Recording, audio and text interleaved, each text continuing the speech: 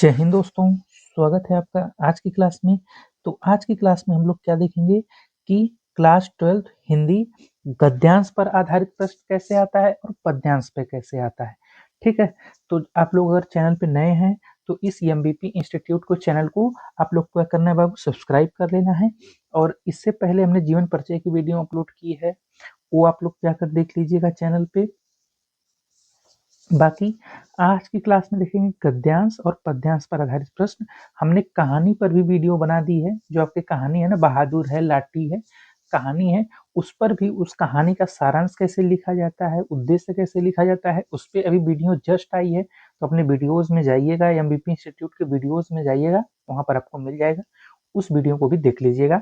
बाकी आज का टॉपिक है कि गद्यांश देगा, उसको उस पे आधारित 5 प्रश्न देगा, उसका उत्तर कैसे देना है वो आज की इस वीडियो में हम देखेंगे। ठीक है, तो पहला गद्यांश का देख लेते हैं, फिर उसके बाद हमने एक पद्यांश भी लिया है, पद्यांश का भी देख लेंगे। ठीक है, चलिए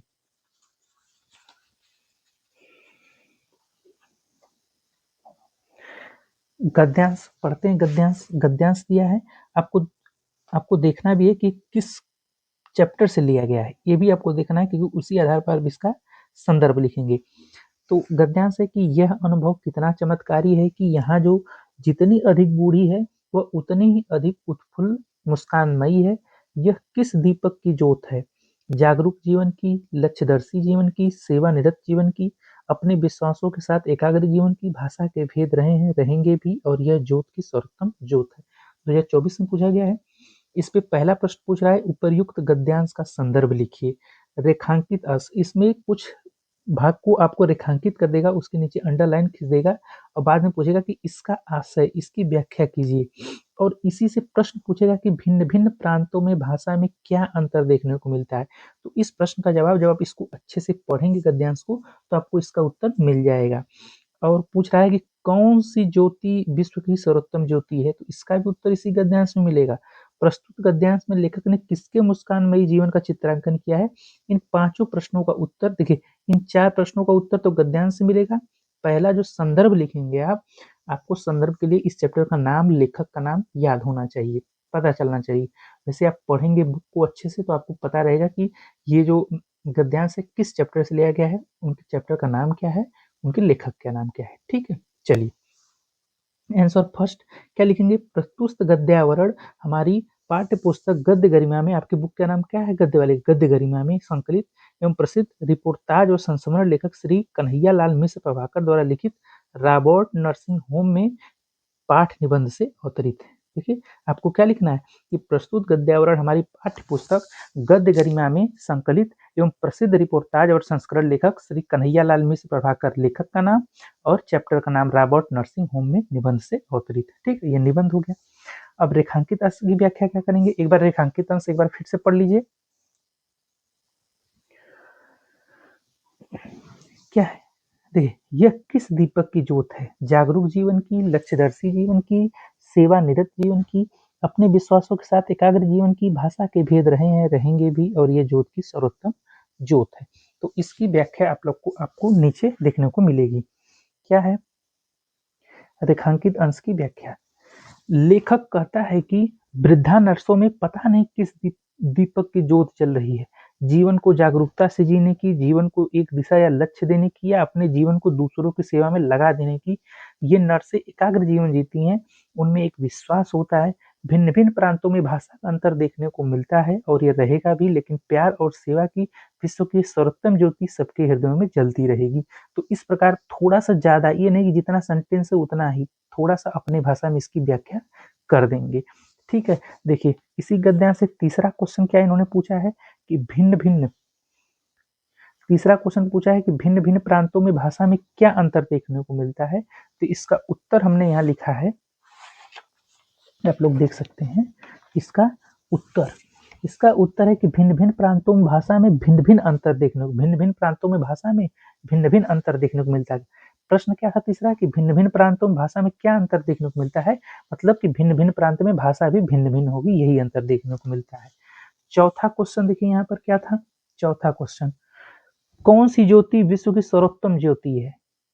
तो इसका उत्तर गद्यांश आप पढ़ेंगे एक बार दो बार अच्छे से इत्मीनान से, तो उसका आंसर आपको मिल जाएगा।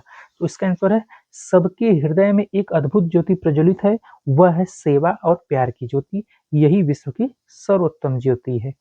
ठीक है, चलिए पांचवा प्रश्न इन्होंने लेखक क्या पूछा गया है कि प्रस्तुत गद्यांश में लेखक ने किसके मुस्कानमय जीवन का चित्रांकन किया है। तो इसका उत्तर डायरेक्ट यहाँ भी ऐसे डाल के लिखेंगे कि लेखक ने प्रस्तुत गद्यांश में रॉबर्ट नर्सिंग होम में समर्पित भाव से सेवारत और सर्वाधिक वृद्धा नर्स मार्गरेट के मुस्कानमय जीवन का चित्रांकन किया है। तो इस प्रकार आप गद्यांश को सॉल्व करेंगे। अब आप लोग को आइडिया लग गया होगा गद्यांश कैसे सॉल्व करना है। चलिए इसी वीडियो में हम पद्यांश का भी देख लेते हैं कि पद्यांश कैसे सॉल्व करेंगे। पद्यांश पर आधारित प्रश्न देखिए, अब उसी प्रकार चैप्टर से कोई एक पद्यांश उठा लिया जाएगा और आपसे क्या पूछा जाएगा, मैं कहता हूं जग मेरी धुरधर गति के अनुकूल बने, मैं कब कहता हूं जग मेरी धुरधर गति के अनुकूल बने, मैं कब कहता हूं जीवन मरुनंदन कानन का फूल बने, कांटा कठोर है तीखा है उसमें उसकी मर्यादा है, मैं कब कहता हूं वह घटकर प्रांतर का ओछा फूल बने। 2020-23 में पूछा गया है। तो अब क्या पूछेगा, पहला बस गद्य में पद्य में सेम उपर्युक्त पद्यांश के शीर्षक और कवि का नाम लिखिए। दूसरा रहेगा रेखांकित अंश की व्याख्या कीजिए। बाकी उसी में से प्रश्न पूछेगा कि कांटा कठोर है तीखा है उसमें उसकी मर्यादा है का आशय स्पष्ट कीजिए। जीवन मरु में कौन सा अलंकार है ये भी पूछ देगा, अलंकार भी पूछ देगा। पूछ रहा है कि मैं कवि किसकी कामना नहीं करता है और कवि किसकी कामना करता है। चलिए इन क्वेश्चन के माध्यम से हम देखेंगे कि पद्यांश को कैसे हमें लिखना है, उसका उत्तर।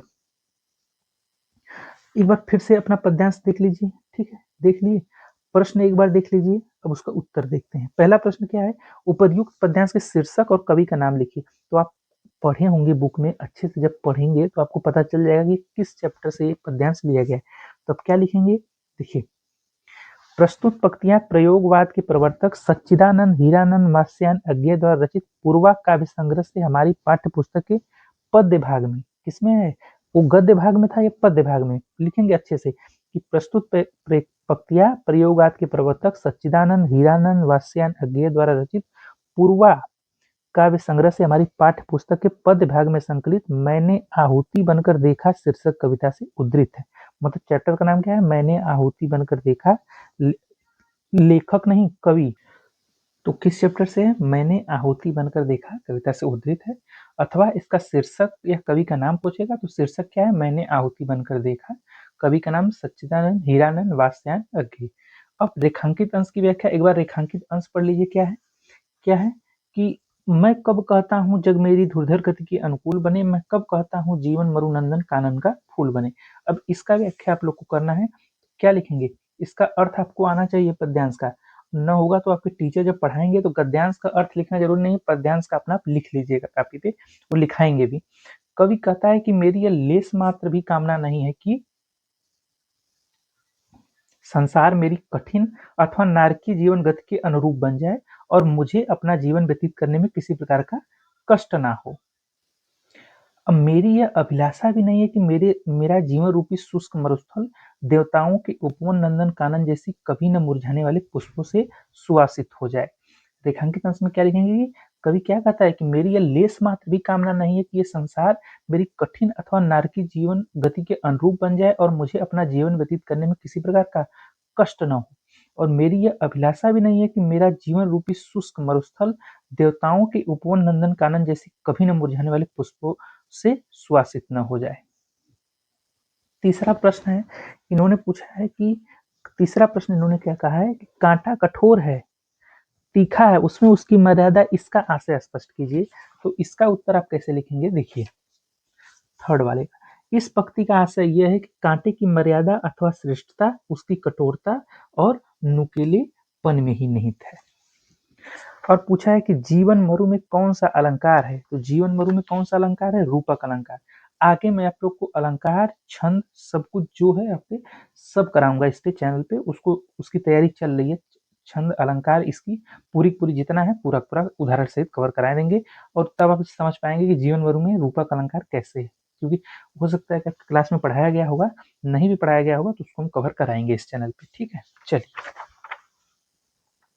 पूछ रहा है मैं कभी किसकी कामना नहीं करता, कभी किसकी कामना नहीं करता, कवि यह कामना नहीं करता कि संसार संसार उसके कठोर जीवन के अनुरूप हो जाए, संसार उसके कठोर जीवन के अनुरूप हो जाए, अथवा उसका जीवन रूपी सूखा रेगिस्तान देवताओं के उद्यान उद्यान नंदन कानन जैसा हो जाए। साथ ही वह अपनी कांटे रूपी जीवन, अपनी कठोरता या तिछड़ता का त्याग करके वन का तुच्छ एवं कोमल पुष्प भी नहीं बनना चाहता। मतलब वो चाहता है कि जैसे मेरा जीवन कष्टमयी, मैं उसको झेल लूंगा।